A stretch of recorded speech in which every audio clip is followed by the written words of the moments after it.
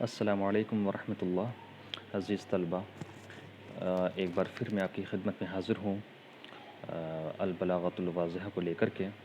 اور کل کے سبق میں ہم نے جانا تھا کہ تشبیہ کس کو کہتے ہیں، تو ایک تشبیہ کا ایک اجمالی تصور آپ کے ذہن میں آ چکا ہے، اور ہم نے یہ بھی بتایا تھا آپ کو کہ تشبیہ بنانے کے لیے 4 چیزوں کی کم سے کم ضرورت ہوتی ہے۔ ان میں سے پہلی چیز ہے مشبہ، دوسری چیز ہے مشبہ بہ، تیسری چیز ہے وجہ شبہ، اور چوتھی چیز ہے اداة تشبیہ۔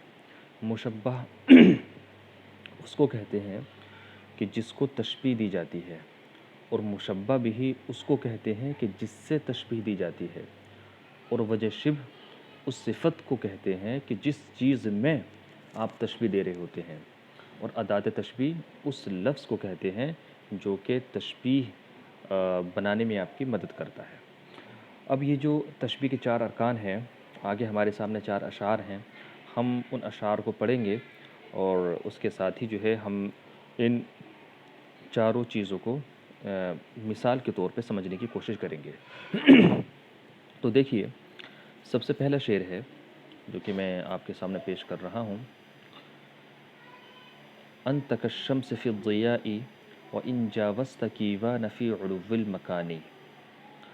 انت کالشمس، آپ سورج کی طرح ہیں، فی الضیاء، روشنی میں، وان جاوزت، اور بے شک آپ آگے بڑھ گئے ہیں، تجاوز کر گئے ہیں، کیوانا، زحل ستارے سے، فی علو المکانی، بلندی مقام میں۔ تو یہاں پہ جاوزتا، جاوز یجاوزو باب مفاعلت سے ہے، اور اس کا معنی آتا ہے کسی چیز سے آگے بڑھ جانا، آگے گزر جانا۔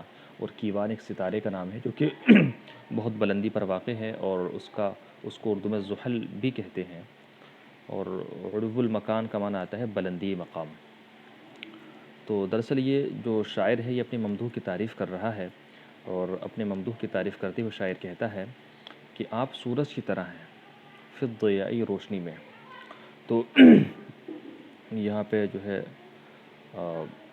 سورج سے تشبیہ دی ہے، اور آگے یہ کہا ہے کہ بے شک آپ بلندی مقام میں زحل ستارے سے بھی آگے بڑھ گئے ہیں، یعنی کہ آپ کا مقام، آپ کا مرتبہ اس قدر عظیم ہے، اس قدر عظیم ہے کہ آپ اس عظمت میں اور اس برتری میں زحل ستارے سے بھی آگے پہنچ گئے، یعنی کہ زحل ستارے کی جو بلندی ہے وہ آپ کی بلندی مقام کے سامنے ہیج ہے۔ تو یہ شعر ہو گیا۔ اب اس شعر کے اندر آپ غور فرمائیں، اس میں کیا کہا گیا کہ آپ سورج کی طرح ہیں، تو یہاں پہ انتا مشبہ ہے، الشمس سورج مشبہ بھی ہے، کاف اداة تشبیہ ہے، اور ضیاء روشنی یہ وجہ شبہ ہے۔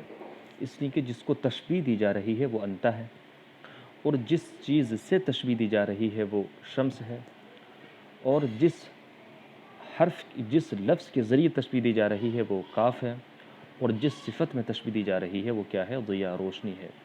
تو یہاں پر 4 ارکان آپ کو اچھے طریقے سے نظر آ گئے ہوں گے۔ اگلا شعر دیکھیے، انت کاللیث فی الشجاعۃ والاقدام والسیف فی قراع الخطوب۔ آپ شیر کی طرح ہیں بہادری میں، والاقدامی، اور پیش قدمی میں، والسیفی، اور تلوار کی طرح ہیں، فی قراع الخطوب، مشکلات کا مقابلہ کرنے میں۔ تو کہنا یہ چاہتے ہیں کہ جس طریقے سے شیر بہادر ہوتا ہے ویسے آپ بھی بہادر ہیں، اور جس طریقے سے شیر پیش قدمی کرتا ہے اور آگے بڑھتا ہے، کسی سے ڈرتا نہیں ہے، یہی صفت آپ کے اندر بھی ہے کہ آپ بھی کسی سے ڈرتے نہیں ہیں بلکہ پیش قدمی کرتے ہیں اور آگے بڑھتے ہیں۔ اس کے بعد کہا کہ آپ تلوار کی طرح بھی ہیں، تو شاعر نے اپنے ممدوح کو جو ہے تلوار سے بھی تشبیہ دی ہے کہ آپ تلوار کی طرح ہیں، لیکن کس چیز میں تلوار کی طرح ہیں؟ تو فی قراع الخطوب، قراع کا معنی آتا ہے مقابلہ کرنا، اور الخطوب یہ خطب کی جمع ہے، اور خطب کہتے ہیں مصیبت کو، پریشانی کو۔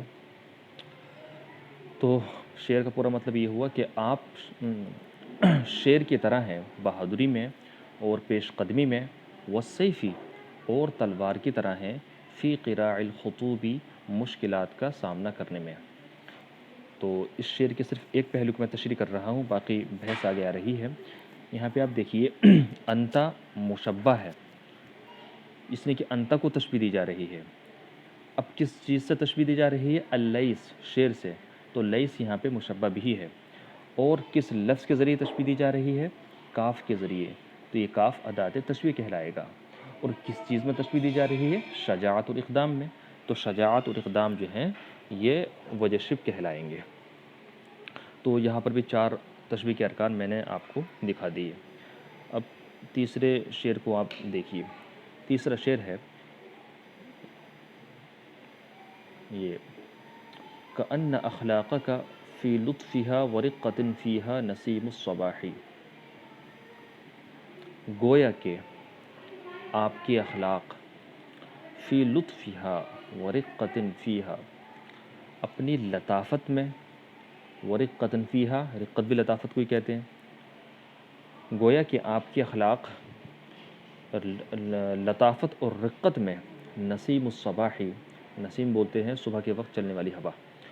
تو شاعر کہہ رہے ہیں کہ گویا کہ آپ کے اخلاق رقت اور لطافت میں، فیہا جو کہ اخلاق کے اندر پائی جاتی ہے، وہ رقت فیہا، وہ رقت جو کہ اخلاق کے اندر موجود ہے.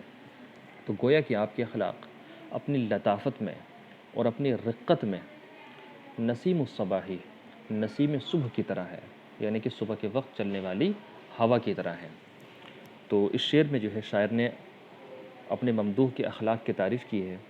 اور اپنے ممدوح کے اخلاق کی تعریف کرتے ہوئے اس نے کہا ہے کہ جو آپ کے اخلاق ہیں وہ ایسے ہیں جیسے کہ نسیم صبح ہو. یعنی کہ جس طریقے سے نسیم صبح بہت باریک ہوتی ہے، لطیف ہوتی ہے، اور جس پر سے بھی گزرتی ہے، جو شخص بھی اس کو لمس کرتا ہے، اس کو محسوس کرتا ہے، تو اس کو ایک لذت اور فرحت حاصل ہوتی ہے. ویسے ہی آپ کے اخلاق بے حد لطیف ہیں، بے حد رقیق ہیں. جس شخص کا سامنا بھی آپ کے اخلاق سے ہوتا ہے تو اس کو بھی بڑا اچھا لگتا ہے. تو اس مثال میں دیکھیے، آپ غور کریں کس چیز کو کس چیز سے تشبیہ دی جا رہی ہے. تو دیکھیے یہاں پہ اخلاق کو تشبیہ دی جا رہی ہے کس سے؟ نسیم صبح سے. یعنی کہ اخلاق کو نسیم صبح کے جیسا کہا جا رہا ہے، اور بتایا جا رہا ہے کہ جو ہمارا ممدوح ہے اس ممدوح کے جو اخلاق ہیں وہ نسیم صبح کی طرح ہے، صبح کے وقت چلنے والی ہوا کی طرح ہے.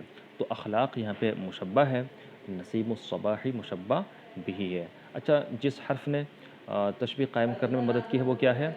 وہ لفظ کأنہ ہے. اور اس کے بعد جو ہے جو ادات تشبیہ ہے تو وہ لطف اور رقت ہے نا.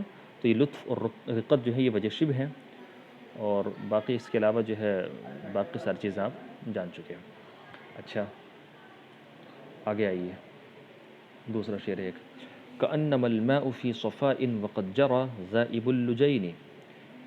گویا کہ پانی گویا کہ فی صفاء اپنی شفافیت میں، وقد جرى جو کہ جاری ہو چکا ہو، ذائب اللجین یہ بہتی ہوئی چاندی ہے. یعنی کہ پانی کے بارے میں شاعر کہہ رہا ہے کہ کأنما الماء. اچھا کام کریں آپ وقد جرا کو الماء سے جوڑ لیں اور پورا ترجمہ ملا کر یوں کہیں کأنما الماء وقد جرا، بہتا ہوا پانی. الماء قد جرا، اور بے شک بہتا ہوا پانی، وہ پانی جو کہ بہہ چکا ہو، تو بہتا ہوا پانی فی صفائن شفافیت میں، کلیئرٹی میں، کلیننیس میں کیا ہے؟ ذائب اللجین بہتی ہوئی چاندی ہے، پگھلی ہوئی چاندی ہے. تو یہاں پہ جو ہے ایک چیز آپ سمجھ لیں، لجین چاندی کو کہتے ہیں اور ذائب مانے پگھلی ہوئی. تو دراصل ترکیب تو یوں تھی اللجین الذائب، ذائب صفت ہے اور اللجین موصوف ہے. عربی زبان میں کبھی کبھی ایسا ہوتا ہے کہ صفت کو مضاف بنا دیتے ہیں اور اس کو کہتے ہیں اضافت الصفت الی الموصوف. تو یہاں پہ جو ترکیب ہے یہ اضافت الصفت الی الموصوف کی ہے. تو پانی کے بارے میں شاعر کہتے ہیں کہ پانی جو کہ بہنے لگا ہو وہ پانی شفافیت میں گویا کہ پگھلی ہوئی چاندی ہے. تو اس مثال میں آپ غور کریں کہ کس چیز کو کس چیز سے تشبیہ دی جا رہی ہے اور کس صفت میں تشبیہ دی جا رہی ہے اور کس لفظ کے ذریعے تشبیہ دی جا رہی ہے. تو آپ پائیں گے کہ پانی کو تشبیہ دی جا رہی ہے پگھلی ہوئی چاندی سے، یعنی کہ پانی کو پگھلی ہوئی چاندی کے جیسا بتایا جا رہا ہے. تو الماء مشبہ ہے اور ذائب اللجین مشبہ بھی ہے. اور اس کے بعد جو لفظ صفا ہے یہ وجہ شبہ ہے، اور لفظ کأنما جو ہے یہ ادات تشبیہ ہے۔ تو اب تک کے سبق میں ہم نے یہ جانا کہ اگر آپ کوئی بھی تشبیہ بنانا چاہتے ہیں تو اس تشبیہ کو بنانے کے لیے 4 چیزوں کی کم سے کم ضرورت ہوتی ہے۔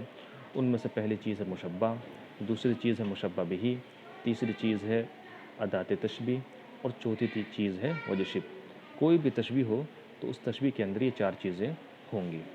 آج کے سبق میں اسی مقدار پر اکتفا کرتے ہیں، باقی تفصیلات انشاءاللہ ہم کل کے سبق میں پڑھیں گے۔ السلام علیکم۔